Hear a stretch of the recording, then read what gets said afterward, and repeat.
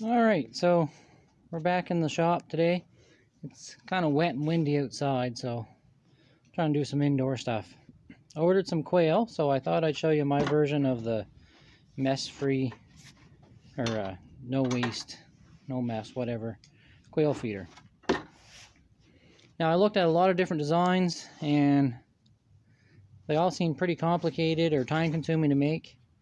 And this is kind of a hybrid. This is my own take on the chicken feeder I see on Living Traditions Homestead, but I did make one little change and a little different process in making it. But anyway, this is an 8-liter bucket from Home Depot, but you could make them out of any bucket, any container. It said to use 1 1/4 90s. I couldn't find 1 1/4 90s. All I could get were 1 1/2. Now that could be just Canadian versus American thing. I don't know if 1 1/4 is not that popular here in Canada or what, but anyway, I'm going to stick some pictures that I've taken along the way at the end of the video. But you can see there, I've got a little small Dollarama stainless steel bowl in the center, and all that does is it keeps the feed from piling in the center where they can't get it. It'll shove it out. A little bit might pile up on this little flat surface, but I'm not too worried about that. Maybe half a cup, and every time you take it down, that's going to get changed out. So anyway, I ordered 6 of them to start, so I got a feeder with 6 feeders in it. Now I didn't have an 1 3/4 hole saws, which is what you need for this, or sorry, 1 7/8. So I had to use a 2-inch or just a little over. It's a metric one, but so you can see a bit of light in around the holes, like around here. So I'm just going to seal around the outside with some caulking. But the way I secured them, after I cut the bells off, which mine didn't actually have bells, but they were still too long and they wouldn't fit, so I had to trim them off. I put a rivet right in here, and it's a short rivet. You can barely feel it on the inside. And that bowl, I use rivets on that as well.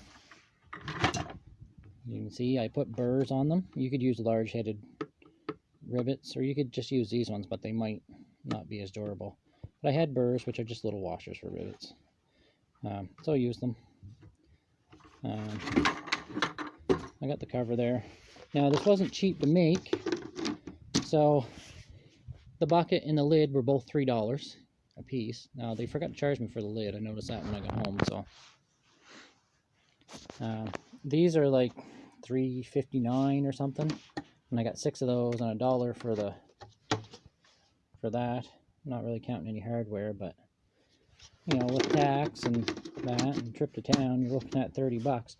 But 6 quail will waste $30 in feed in a pretty short period of time. So I had them once before, and man, they can make a mess in a hurry. So I'm hoping this solves that problem.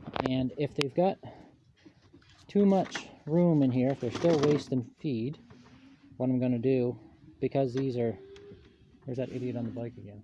There's a guy who goes by my place on a crotch rocket. I know he's going 200 kilometers an hour every time you see him go by. It's just a green streak.